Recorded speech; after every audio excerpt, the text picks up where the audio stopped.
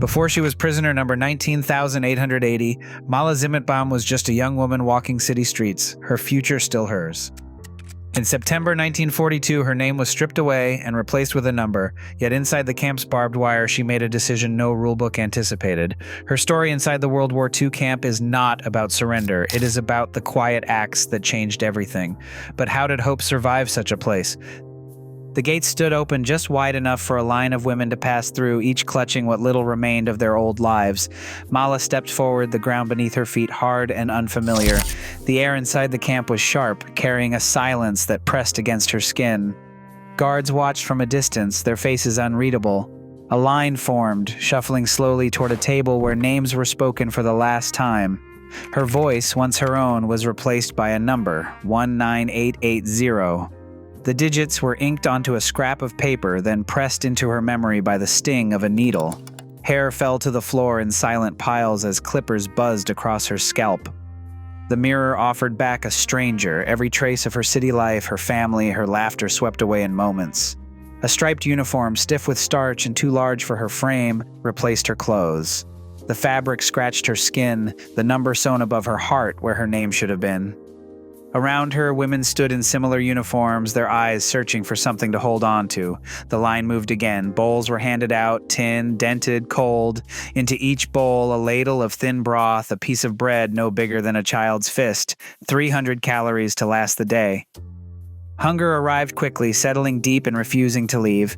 Roll call followed, stretching across the yard as dawn broke and shadows lengthened. The ground was damp, the air heavy with waiting. Numbers were shouted, counted, and recounted. Mala stood among hundreds, her body shivering beneath the striped cloth. Each breath reminded her of the world just outside the wire, a world now impossibly far away. By the time the sun rose fully, she belonged to the camp. The past was measured in memories, the future in the next ration, the next roll call. In the space between, she learned how to disappear in a crowd, how to hold herself upright when everything else was taken. Hunger, cold, and the weight of a number pressed against her, but somewhere inside, a small ember of self remained, untouched. Her new role began with a slip of paper, stamped and signed in the camp office, granting her the right to move where others could not. The past looked ordinary, just a number and a name, faded ink on thin card, but it was a rare thread of freedom inside the wire. Each morning she carried messages from block to block, her steps measured, her face unreadable. The guards barely glanced her way as she passed, but the women noticed a nod, a whisper, a slip of bread pressed into a trembling hand. Interpreter was the title, but Mala became something else, a courier of hope, a silent protector. She learned the language of glances, the meaning behind a cough or a hand at the mouth. Sometimes she would pause by a doorway, her voice low in Dutch or Polish or French, warning a group of newcomers about the next selection. She shared what she could, a few extra potatoes, a safe place to stand during roll call, a rumor about a transport delayed. Her pass allowed her to cross invisible lines. In the women's camp, lines meant everything: who ate, who worked, who survived another day. She carried lists from the commandant's office, sometimes altering a name or a number, sometimes hiding a message inside a folded roster. One day, a list of 200 names was tucked into her sleeve, passed quietly to a nurse who would later smuggle it beyond the camp. The list survived, hidden for decades in a box before being archived, proof that someone inside had tried to remember those who might otherwise be erased. Every risk was measured in silence. A warning glance could save a life, but it could also draw suspicion. Still, she chose to act.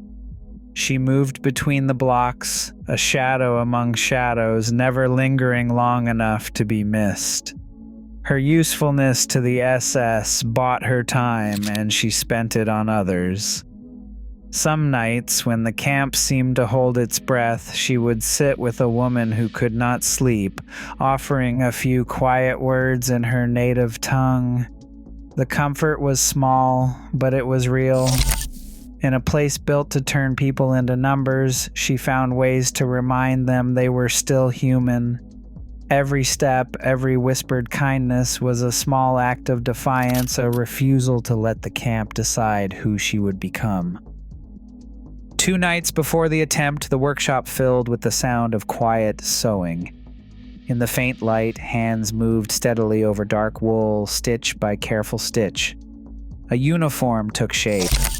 It had to fit just right, shoulders squared, sleeves the proper length. The cloth was heavy, but the task demanded patience.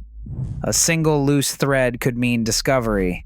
Nearby, a blank pass waited, its surface untouched except for a forged signature and the stamp of an SS officer. Paper that, if believed, could open the gate. Mala studied the route in her mind, tracing each step from the women's block to the perimeter. She watched for patterns in the guards' movements, for the moment when eyes looked away. Each detail mattered.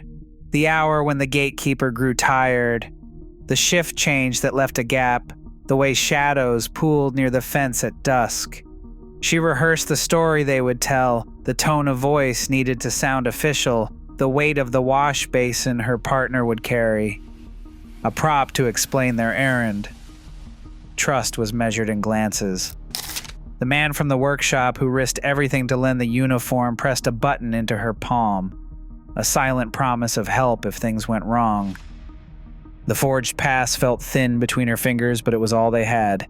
With each rehearsal, the fear sharpened, but so did resolve. In the hush of the barracks, while others slept, Mala and her partner whispered their plan one last time, knowing dawn would bring the moment for courage to become action. At noon, the guard at the main gate checked his log, eyes moving over the names and numbers with practiced boredom. Mala and her companion approached, the wash basin balanced on her head, the forged pass clutched in his hand. The uniform he wore looked stiff, the collar sitting awkwardly, but the insignia caught the sunlight just enough to draw a salute from the gatekeeper. For a heartbeat, the world seemed to pause. The guard glanced at the pass, then at the pair, and waved them through with a flick of his wrist. The heavy iron gates parted and the road beyond stretched empty under the summer sky. Every step away from the wire felt unreal. The camp shrank behind them, its sounds dissolving into the hush of open fields. Mala's breath came in shallow bursts, her heart pounding against the thin fabric of her disguise. The gravel underfoot shifted with each stride, and every bird call seemed impossibly loud. They walked without speaking, measuring each movement, knowing that a single misstep could summon the world's attention. The air tasted of freedom, sharp, unfamiliar, edged with the scent of grass and distant wood smoke. Hours passed as they moved from shadow to shadow, skirting the edge of villages where life carried on as if the camp did not exist. On the 11th day, hunger pressed hard. Gold hidden in a seam bought a loaf of bread from a shopkeeper near the border. The transaction was quick, hands trembling, eyes averted. But suspicion flickered in the shopkeeper's glance. Minutes later, footsteps echoed behind them. Boots on the packed earth, voices shouting in German. The escape unraveled in an instant. The open road that had promised so much narrowed to a single point, and the world closed in once again. Today, names like Mala Zimitbaum are etched into memorials, yet millions remain unspoken.